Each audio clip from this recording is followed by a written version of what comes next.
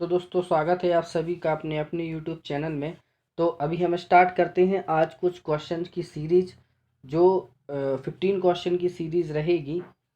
तो इसमें कुछ हम इम्पोर्टेंट क्वेश्चंस को लगाएंगे और अपने चैनल को सब्सक्राइब अगर अभी तक नहीं किया है, फर्स्ट टाइम विजिट कर रहे हैं तो चैनल को सब्सक्राइब जरूर कर दें। अपने एक फ्रेंड के साथ वीडियो को जरूर शेयर करें, अच्छा लगे तो लाइक ज़रूर करें। तो स्टार्ट करते हैं हम क्वेश्चन नंबर फर्स्ट से। निम्न में से कौन सा वृद्धि और विकास के सिद्धांतों से संबंधित नहीं है? याद रखिए आपको नहीं है में ढूंढना है कौन सा वृद्धि और विकास से संबंधित नहीं है।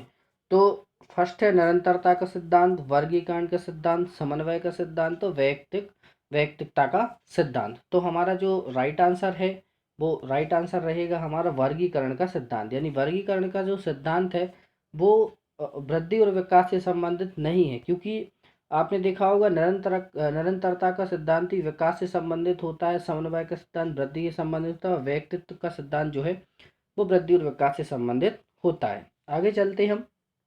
यह आवश्यक नहीं है कि उच्च बुद्धि वाले बच्चे में भी खाली स्थान में भी उच्च होंगे।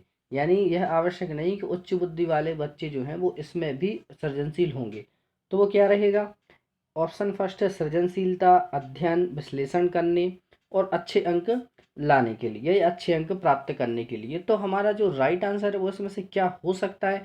तो यह जरूरी नहीं है कि जो उच्च बुद्धि वाला बालक है वो सृजनशील भी होगा, यानी उसमें कुछ क्रिएटिविटी करना भी होगा, ये कुछ जरूरी नहीं है। तो यही हमारा जो है वो राइट आंसर हो जाएगा इस क्वेश्चन का। आगे चलते हैं हम। नेक्स्ट क्वेश्चन है हमारा उदाहरण, निरीक्षण, विश्लेषण, वर्गीकरण, नियमीकरण निम्न में से किस विधि के सोपान हैं? यानी ये कौन सी विधि के सोपान हैं? तो आप लोगों ने पढ़ा है कि जो उदाहरण से नियम की ओर है वो कौन सी विधि चलती है? तो वो चलती है हमारी आगमन विधि। आपको पता होगा कि नियम से उदाहरण की ओर जो है वो चलती है निगमन विधि। यह सभी को पता है, उदाहरण नियम से उदाहरण की ओर निगमन विधि चलती है, और उदाहरण से जो नियम की ओर है वो चलता है हमारा क्या? आगमन विधि। ये आप लोगों को पता होगा। ठीक है। अब अगर इसका आप शॉर्टकट जानना चाहें तो एक सिंपल सी मैं आपको ट्रिक बता देता हूँ, जिससे आपको ये सारे जो हैं वो आपको ऑटोमेटिक याद हो जाएंगे, और वो है ये उसविज्ञा। इसका मीनिंग होता है उदाहरण से नियम की ओर आगमन विधि, स्थूल से सूक्ष्म की ओर आगमन विधि, विशिष्ट से सामान्य की ओर आगमन विधि, और ज्ञात से अज्ञात की ओर आगमन विधि। और बाकी इसका जस्ट अपोजिट हम कर देंगे तो वो हो जाता है निगमन विधि।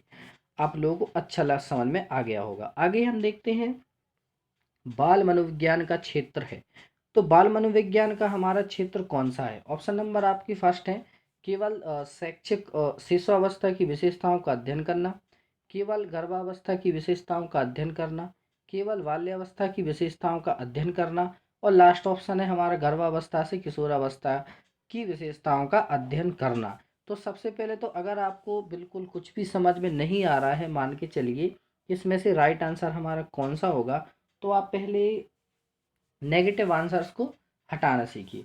तो आप ये मान के चलिए जहाँ ये केवल लगा है, नहीं लगा है और ही लगा है, केवल केवल वाले आंसर सारे नेगेटिव आंसर्स होते हैं, तो हमें इनको कट कर देना है। यानी तीनों ऑप्शन हमारे कट हो गए, तो सिंपल सा हमारा ऑप्शन नंबर फोर्थ बचा, जो है गर्भावस्था से किशोरावस्था की विशेषताओं का। और आप बाल मनोविज्ञान को जानते भी हैं, गर्भावस्था से लेकर किशोरावस्था तक जो है वो हम बाल विकास में अध्ययन करते हैं। ठीक है, बच्चे में जो विकास होता है वो हम किशोरावस्था से गर्भावस्था तक का अध्ययन करते हैं। कॉन्सेप्ट से भी हमारा ये आंसर हो जाएगा। आगे चलते हैं हम। छात्र में रुचि उत्पन्न करने की कला है। तो छात्र में जो है वो रुचि उत्पन्न हम कैसे कर सकते हैं? क्या शिक्षण के माध्यम से कर सकते हैं? क्या उसे सहानुभूति दे के हम उत्पन्न कर सकते हैं उसमें रुचि, या उसकी समष्टि देकर उसे उत्पन्न कर सकते हैं, या लास्ट ऑप्शन है हमारा प्रेरणा। तो क्या हम प्रेरणा से उसमें उत्पन्न कर सकते हैं? तो राइट आंसर क्या हो जाएगा हमारा? तो जो राइट आंसर है वो हो जाएगा हमारा प्रेरणा। यानी आप प्रेरणा दे के एक बच्चे के अंदर जो है रुचि उत्पन्न कर सकते हैं, उसे मोटिवेशन दे के, चाहे वो आंतरिक हो या बाह्य हो, आप उसमें एक रुचि उत्पन्न कर सकते हैं कार्य करने के लिए। आगे चलते हैं हम। नेक्स्ट क्वेश्चन नंबर सिक्स है ध्यान आकर्षित होने में खालिस्तान की प्रमुख भूमिका होती है। यानी अगर हमें किसी भी चीज़ में ध्यान आकर्षित कराना है तो किसकी आवश्यकता होगी? ऑप्शन नंबर फर्स्ट है उद्दीपन की तीव्रता, उद्दीपन की उपादेयता, उद्दीपन की विश्वसनीयता और उद्दीपन की सक्रियता। तो मोस्ट इम्पॉर्टेंट ये है कि आप अगर कंफ्यूज हो रहे होंगे तो सबसे ज़्यादा इन दो ऑप्शंस में आपको कंफ्यूजन पैदा होगी कि इनमें से दोनों में से आंसर क्या होगा। तो आप ये मान के चलिए कि अगर आप जो टेट एग्ज़ाम की तैयारी कर रहे हैं, है ना, तो अगर आप में स्टिमुलस यानी उद्दीपन है कि मुझे ये क्लियर करना ही है, तो आपको उसमें तीव्रता दिखानी होगी, और तीव्रता दिखानी होगी तो हमारा राइट आंसर हो जाएगा उद्दीपन की तीव्रता। यही हमारा राइट आंसर है। आगे देखते हैं। अंतर्मुखी, बहिर्मुखी, उभयमुखी व्यक्तित्व का वर्गीकरण खालिस्तान के द्वारा किया गया था। मोस्ट इम्पोर्टेंट ये फैक्ट है जो 2 से 3 बार एग्जाम में आया है। तो अगर हम इसको देखें कि ये किसने दिया था, तो ऑप्शन है क्रेसनर, युंग, सेल्डन, स्पेंजर। तो इसका राइट आंसर जो है वो हो जाएगा युंग। यानी युंग ने कहा था कि अंतर्मुखी, बहिर्मुखी, उभयमुखी व्यक्तित्व का वर्गीकरण युंग के द्वारा किया गया था। ये युंग का कथन है। अब आगे हम देखते हैं नेक्स्ट क्वेश्चन नंबर हमारा 8 रहेगा। व्यवहारवादी ने कहा है मुझे नवजात शिशु दे दो, मैं उसे डॉक्टर, वकील, चोर जो चाहूँ बना सकता हूँ। आपने कई बार मतलब इस स्टेटमेंट को देखा होगा, है ना। इन्हें हम व्यवहारवाद का जनक भी कहते हैं। व्यवहारवाद का जनक कहलाते हैं वॉटसन, और वॉटसन ने ही जो है वो इस कथन को कहा था। ठीक है। अगर हम व्यवहारवाद शब्द की बात करें, है ना, व्यवहारवाद जो शब्द है वो कहाँ से लिया गया है, तो आपको पता है विलियम मैकडूगल की एक पुस्तक है आउटलाइन साइकोलॉजी। कौन सी पुस्तक है, आप इसको भी याद रख सकते हैं, विलियम मैकडूगल की पुस्तक है आउटलाइन साइकोलॉजी। उसमें व्यवहार शब्द का इस्तेमाल किया गया है, और उसी व्यवहार शब्द को जो है वो खोजा था किसने, विलियम मैकडूगल ने। तो बिल्कुल भी कंफ्यूज नहीं होना है, विलियम मैकडूगल जो है व्यवहार शब्द की खोज करता है, और व्यवहारवाद का जनक जो है वो वॉटसन को कहा जाता है। और कौन सी बुक थी, तो बुक थी आउटलाइन साइकोलॉजी। आप ये भी अच्छे से देख सकते हैं। आगे देखते हैं हम। अंतर्दृष्टि सिद्धांत यानी सूस द्वारा सीखने के सिद्धांत में कोहलर ने खाली स्थान पर प्रयोग किया था। तो ये यहाँ से दो क्वेश्चन बन सकते हैं। एक, अंतर्दृष्टि का सिद्धांत किसने दिया था, तो कोहलर ने दिया था। ठीक है। अब अंतर्दृष्टि का सिद्धांत कोहलर ने दिया था, कोहलर ने प्रयोग किस पे किया था, तो आपको पता है कुत्ते पर प्रयोग जो है पावलाव ने किया था, है ना। कुत्ते पर प्रयोग पावलाव ने किया था। बिल्ली पर प्रयोग हमारी थॉर्नडाइक ने किया था, और चूहों पर प्रयोग हमारे स्किनर ने किया था। अब बचा क्या, वन मानुसों पर, तो बस कोहलर ने जो है वो प्रयोग किया था वन मानुसों पर। सिंपल सा आंसर है। अगर आपने कोहलर को नहीं पढ़ा है तो नीचे लिंक मिल जाएगी, आप वहाँ पे जाके उसको पूरा पढ़ सकते हैं, डिटेल वीडियोस में आपको मिल जाएगा। आगे देखते हैं।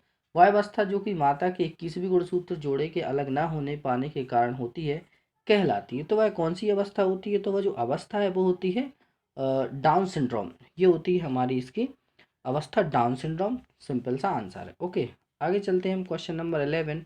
वह मापनी जिसमें अंतराल मापनी के अनुसार समस्त गुण के साथ परम शून्य भी हो कहलाती है। तो वो क्या कहलाती है, तो ऑप्शन नंबर फर्स्ट है हमारा नापित मापनी, क्रम सूचक मापनी, अंतराल मापनी या अनुपात मापनी। इन चारों में से हमारा राइट आंसर जो है वो कौन सा हो जाएगा, तो हम देखते हैं क्वेश्चन नंबर 11 को। तो राइट आंसर जो है वो होगा अनुमात मापनी। यानी अनुमात मापनी कहलाती है क्या, जो अंतराल मापनी के समस्त गुण के साथ परम शून्य हो, तो अनुपात मापनी कहलाती है। आगे चलते हैं। विकास की किस अवस्था में बुद्धि का अधिकतम विकास होता है। मोस्ट इंपॉर्टेंट क्वेश्चन है, कई बार एग्जाम में आया है। तो आप लोगों ने देखा होगा कि विकास का जो 90% वो है बुद्धि का विकास, वो शिशु अवस्था में हो जाता है, और बाकी का जो 10% है वो हो जाता है हमारा बाल्यावस्था में, और कंप्लीट 100% जो है वो हो जाता है किशोरावस्था में। तो हमारा जो राइट आंसर है वो क्या हो जाएगा, किशोरावस्था। यानी बुद्धि का अधिकतम जो है वो विकास किस अवस्था में होता है, तो वो होता है किशोरावस्था में। एज की बात कर लेते हैं तो हम बाल्यावस्था एज होती है 5 से 12 साल, शिशुअवस्था होती है 0 से 5 साल, किशोरावस्था होती है 12 से 18 साल, और प्रौढ़ावस्था होती है उसके बाद। तो ये आप लोगों को याद करने। आगे क्वेश्चन नंबर 13 हम देखते हैं। संप्रत्यय निर्माण का प्रथम सोपान है, यानी संप्रत्यय निर्माण की हम बात करें, प्रथम सोपान क्या है, तो ऑप्शन नंबर फर्स्ट है हमारा सामान्यीकरण, विभेदीकरण, प्रत्यक्षीकरण और पृथक्करण, ये हमारे 4th ऑप्शन है। तो इसमें से राइट आंसर क्या होगा? तो कोई भी वैल्यूज़ को मतलब निकालने के लिए हमारे सामने वो समस्या जो है वो सामने होनी चाहिए, प्रत्यक्ष में होनी चाहिए। तो राइट आंसर हमारा क्या हो जाएगा? संप्रत्यय निर्माण का चरण हो जाएगा प्रत्यक्षीकरण। आगे देखते हैं, अधिगम्य प्रभाव का नियम किसने दिया? अधिगम्य प्रभाव का नियम किसने दिया? तो आप लोगों को पता है, स्किनर ने दिया है क्रिया प्रसूत अनुबंधन का सिद्धांत, वॉटसन व्यवहारवाद के जनक थे, और पावलाव ने उद्दीपन अनुक्रिया का सिद्धांत दिया है। ऐसा थ्योरी पावलाव ने दी है, आपको पता है। तो अब बचा क्या? थॉर्नडाइक। तो राइट आंसर हमारा क्या हो जाएगा? थॉर्नडाइक। थॉर्नडाइक ने दो नियम दिए थे, एक दिया था मुख्य नियम और एक दिया था गौण नियम, है ना। मुख्य नियम में दिए थे 3 नियम और गौण नियम में दिए थे 5 नियम। तो मुख्य नियम में 3 नियम क्या क्या थी? एक था हमारा प्रभाव का नियम, तत्परता का नियम, अभ्यास का नियम, ये दिए थे थॉर्नडाइक ने। अगर आपने थॉर्नडाइक को नहीं पढ़ा है तो आपको डिस्क्रिप्शन में लिंक मिल जाएगी, अच्छे डिटेल में मैंने पढ़ाया है, तो आप थॉर्नडाइक को वहाँ पे जाके पढ़ सकते हैं। वीडियो अच्छा लग रहा हो तो वीडियो को लाइक जरूर कर दें, लाइक करना बिल्कुल भी ना भूलें वीडियो को। आगे देखते हैं हम, शिशु का अधिकांश व्यवहार आधारित होता है, यानी शिशु का जो अधिकांश व्यवहार है वो किस पर आधारित होता है? ऑप्शन नंबर फर्स्ट है मूल प्रवृत्ति पर, नैतिकता पर, वास्तविकता पर, ध्यान पर। तो आप ये बात कीजिए कि जो शिशु की बात हो रही है तो उसमें हम, शिशु की बात हो रही है तो उसमें नैतिकता तो हो ही नहीं सकती, है ना, क्योंकि बहुत छोटा है शिशु, तो उसमें नैतिकता कहाँ से आएगी। ध्यान आकर्षित में ध्यान तो वो लगाता नहीं है, वास्तविकता का सवाल ही पैदा नहीं होता, बचता है हमारा मूल प्रवृत्ति। तो राइट आंसर हमारा क्या हो जाएगा? मूल प्रवृत्ति, यानी शिशु का अधिकांश व्यवहार जो है वो किस पर आधारित होता है? मूल प्रवृत्ति पर आधारित होता है। तो आपको वीडियो अगर अच्छा लगा हो तो वीडियो को लाइक जरूर कर दें, चैनल को फर्स्ट टाइम विजिट किया हो तो सब्सक्राइब कर लें, अच्छा वीडियो लगा है तो अपने फ्रेंड के साथ ज़रूर शेयर करें। हम मिलते हैं नेक्स्ट वीडियो में और ऐसे ही नए क्वेश्चंस के साथ, और लॉन्ग वीडियोस को आप डिस्क्रिप्शन में लिंक मिल जाएगी तो वहाँ पे आप जाके ज़रूर देखें।